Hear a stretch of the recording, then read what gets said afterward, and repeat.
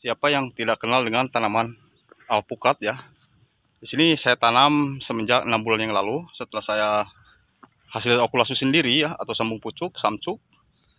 Kemudian saya pindahkan ke sini dan alhamdulillah sekarang seperti ini. Dan barusan ini sudah melakukan penggemburan. Assalamualaikum warahmatullahi wabarakatuh. Sampai jumpa lagi di channel saya Rudian Putra. Di sini saya lagi memupuk tanaman alpukat yang sudah saya gemburkan, dan tanaman alpukat di sini sudah saya tanam 6 bulan yang lalu. Dan tujuannya adalah tujuan sekarang untuk melakukan pemupukan supaya agar mempercepat pertumbuhannya dari fase vegetatif ke fase generatif. Jadi di situ, kalau ini bibitnya kan bibit okulasi atau bibit vegetatif. Kalau bibit generatif berarti kita tanam dari biji. Ya, itu sangat cepat pertumbuhannya karena dia tidak dirubah lagi ya seperti di okulasi atau samcuk. Oke. Jadi kalau vegetatif agak lama, cuman kepembuahan cepat. Kalau generatif itu pertumbuhannya cepat, kepembuahan yang lama, kan begitu. Generatif kan dari biji, atau ini kan dari okulasi atau dari cangkok. Jadi saya langsung akan melakukan pemupukan, dan nanti akan saya jelaskan tentang cara menanam alpukat yang salah itu bagaimana, penyiraman, pengairan ataupun penyulaman, kan begitu, pengendalian hama. Nanti akan saya jelaskan. Saya akan menggunakan pupuk mutiara setelah saya gemburkan. Dengan syarat pemupukan kan harus digemburkan, sahabat.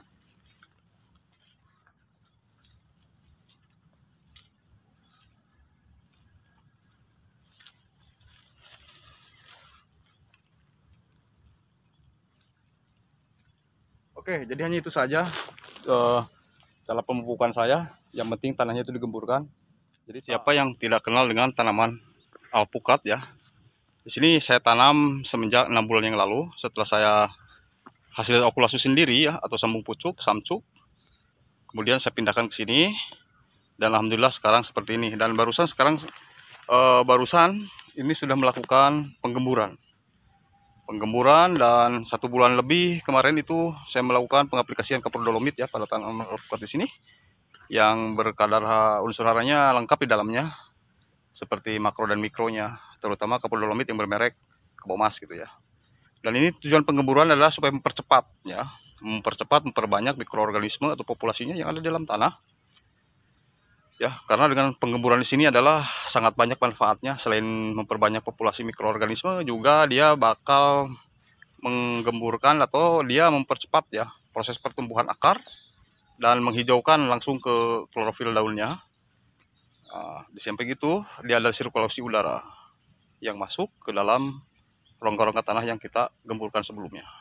Jadi baik, di sini saya tujuannya itu ingin mempercepat ya pertumbuhan tanaman alpukat di masa vegetatif ke fase generatif ya. Jadi kalau cara menanam alpukat yang salah itu kan dapat menimbulkan penyakit pada tanaman. Jadi salah satu hal yang tidak kalah penting adalah tahap pemeliharaan, yang karena tanaman alpukat akan mendapatkan asupan air dan nutrisi sehingga budidaya alpukat akan maksimal, sahabat. Jadi berikut adalah cara pemeliharaan budidaya alpukat. Jadi penyulaman, jadi bibit yang mati baru ditanam atau yang telah berumur beberapa kemudian mati, pertumbuhannya kurang baik ya, sebaiknya segera diganti agar menyamai pertumbuhan dengan bibit yang ditanam sebelumnya, kan gitu. Jadi pemberantasan gulma, jadi penyenangan gulma juga harus dilakukan secara berhati-hati agar tidak merusak ya, agar tidak merusak akar ya. Terus tanaman alpukat, jadi karena perakaran alpukat cukup peka terhadap gangguan mekanis atau frekuensi penyiangan tergantung dari banyak gulma yang tumbuh di sekelilingnya, kan begitu. Frekuensinya seperti itu, tergantung banyak tidaknya gulma. Jadi juga bisa dilakukan menggunakan herbisida selektif, sahabat.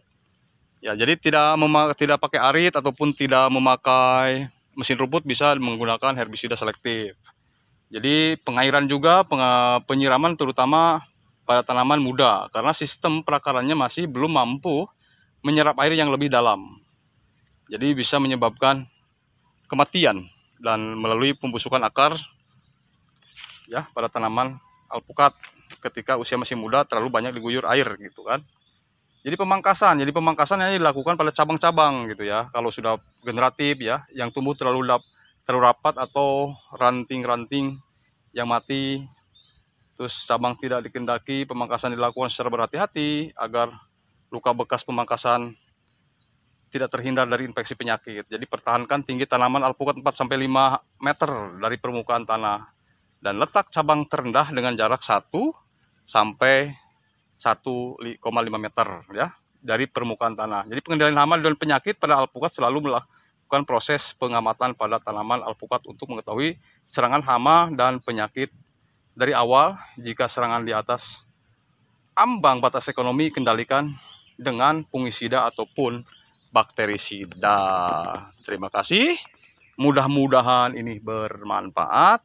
Bagi yang sudah like, comment, share, dan subscribe-nya, jazakallahu khairan katsiran. Saya akan melanjutkan melakukan pemupukan. Jadi sampai jumpa lagi di lain waktu dan kesempatannya.